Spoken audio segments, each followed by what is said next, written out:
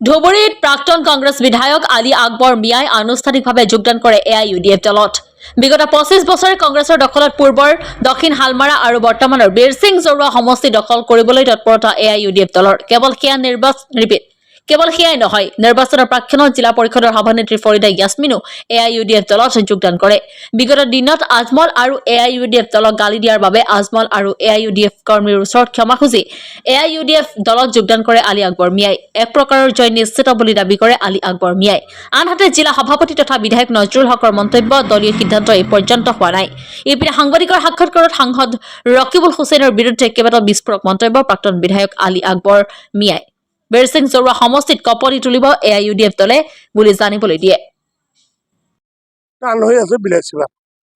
বাকী কেইটা আজিৰ দিনৰ পিছৰ পৰা আমি ধৰি লৈছো আমি জিকি আছো।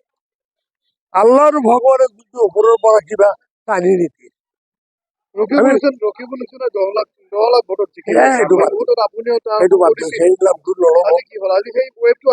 ইয়াৰ ক্ষমতা থাকিলে গাঁৱত যাওক না।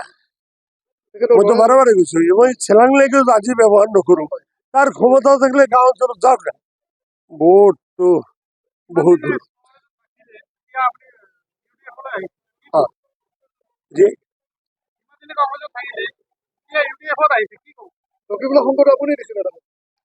আল্লাহ ভগৱানৰ ওচৰত কংগ্ৰেছে 15টা বছৰ আছে, খালি ৰাজনৈতিকভাৱে গালি দিয়াৰ কথা নাই। আজিকালি আমি বিজেপিৰ বিৰুদ্ধে কথা কওঁ। বিজেপি যিকেইটা অন্যায় কৰিছে তাতকে 10 গুণ বেছি অন্যায় কৰিছে কংগ্ৰেছ। মাটি মাতা কিয় নিদিলে 15টা বছৰ? ডিভোটাৰ কিয় ক্লিয়াৰ নকৰিলে? ডিটেনশ্যন কেম্প কিয় বন্ধ নকৰিলে? তেওঁলোকৰ হাততো পাৱাৰ আছিলে, কওক তেওঁলোকে কিয় নকৰিলে? ইমানগিৰি কাম কৰাৰ পাছত তাৰ পাছতো মুছলমানে ভোট দিব বুলি মইতো বিশ্বাস নকৰো। আৰু ধুবুৰী জিলাত মুছলিম বেছি, মুছলমানে ভোট দিব বুলি মই বিশ্বাস নকৰো। আপোনাৰ নাম আলী আকবৰ মিয়া। ৰাজনীতিত ইতিমধ্যে তলপাৰ হৈছে। কিছুদিন পূৰ্বে মুখ্যমন্ত্ৰীয়ে যোৱাকালি ষ্টেটমেণ্ট দিছে, আমাৰ মিয়াৰ লগত কোনো ইয়ে নাই, ভাল বেয়া নাই, আমি 10টা চুক্তি দিছো, এই 10টা চুক্তি মানিলে মিয়াৰ লগত আমাৰ কোনো ধৰণৰ শত্ৰুতা নাই। নাই, মুখ্যমন্ত্ৰী ডাঙৰীয়া এটা কথা কৈছে, আচলতে কথাটো ক'ব যায় তেওঁ নিজেই ঠগ খাইছে। মানে মিয়া মানুহ আমাৰ অসমীয়া মানুহৰ আগত আহিছে বুলি কৈছে।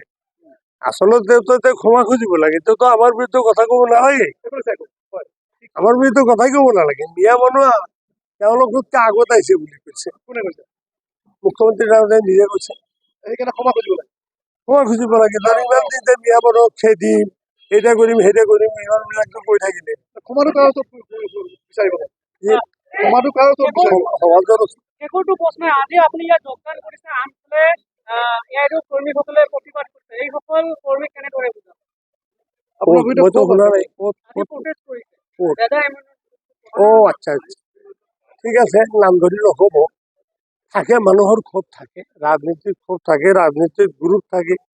আজি এজিপি বিজেপিৰ ভিতৰত কিমান টক্কৰ হৈ আছে। এজিপিৰ ভিতৰতো 2-3টা গ্ৰুপ হৈছে, থাকে দলত তেনেকে 2-এজনৰ কম বেছি থাকিব পাৰে। সেইখিনি মিলাই লওক, পাৰিম, মোৰ বিশ্বাস মই পাৰিম। আপুনি 2-4টা দিন দিয়ক। আপুনি এটা সময়ত এআইইউডিএফ কৰ্মীক খুব বেয়াকে গালিও দিছে, আজি ৰাজহুৱাভাৱে ক্ষমাও বিচাৰিছে। আপুনি ভাবেনে যে এআইইউডিএফৰ যিমান কাৰ্যকৰ্তা আছে আপোনাক ক্ষমা কৰিব আৰু নিজৰ কাম কৰিলে বোধহয় ভাল হয় নেকি? অহবনি হয়। তেওঁলোকে চিনিয়ৰ দলত না, তেওঁলোকে বক্তব্য ৰাখি লওক, আমি লাষ্টত পাব্লিকৰ প্ৰব্লেম হৈ আছে। এআইইউডিএফ জইন কৰিলে এই মুহূৰ্তত ভৱিষ্যত পৰিকল্পনা কি? ভৱিষ্যত পৰিকল্পনা আৰু কি, এইটো মই মুখেদি ক'ব লাগিব নেকি? এআইইউডিএফত জইন কৰিছো, এআইইউডিএফ কৰিম আৰু কংগ্ৰেছৰ যি দাদাগিৰি একদম মুচি শেষ কৰি দিবলৈ যি কৰিব লাগে চব।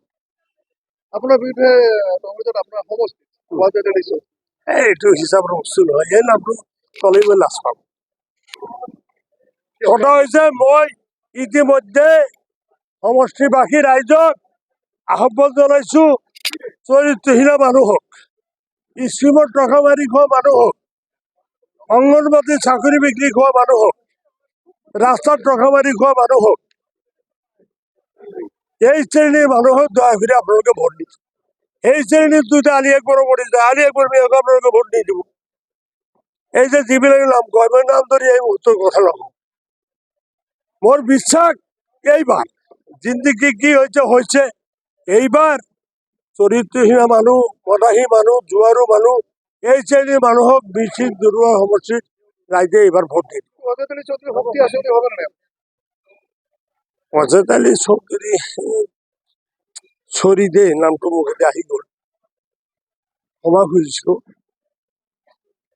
তেওঁক মই ইছ্যু বুলি নধৰো কংগ্ৰেছক ইছ্যু বুলি ধৰিব লাগিব কংগ্ৰেছৰ কিছু ভোট আছে সেই মানুহজনৰ নামত 200 ভোট আছে বুলি মই নামানো তাৰ লগত প্ৰতিদ্বন্দ্বিতা কাৰ লগত কোনোবা নিৰ্দলীয় দুই এটা আহিব পাৰে বা হয়তো কংগ্ৰেছতো কংগ্ৰেছত থাকিব পাৰে কিন্তু বহুত দূৰত থাকিব আপনি নিৰ্বাচন কৰাৰ বিষয় মোটামুটি আপোনালোকৰ দোৱাত মই জিকাটো খানা কিমান ভোটত জিকিব অগণন তাহলে ফ্যাক্টর কোন রাজ্য দলও এটা মিত্র দল নাই রাজ্য দল নাই রাজ্য দল প্রার্থী দিব চাগে ফেক্টৰতো কোনোবা নিৰ্দলীয় এটা আহি যাব পাৰে কোনোবা নিৰ্দলীয় এটা আহি যাব পাৰে নাইবা এই বন্ধুজনৰ নাম নকওঁ তো কংগ্ৰেছৰ কিছু ভোট যদি গোটাব পাৰে সব দল নামি হাতে ভৰি ধৰি যদি কিছু ভোট গোটাব পাৰে তেওঁলোকেতো কংগ্ৰেছত থাকিব পাৰে কিন্তু বহুত দূৰত থাকিব বীৰসিং জেৰুয়া বেছি দূৰ বেছি এফালে নাই বেছি দূৰ বুলি নহয় গৰিবৰ নোৱাৰে ধুবুৰীত নোৱাৰে আজিৰ দিনো সঁচাই কথা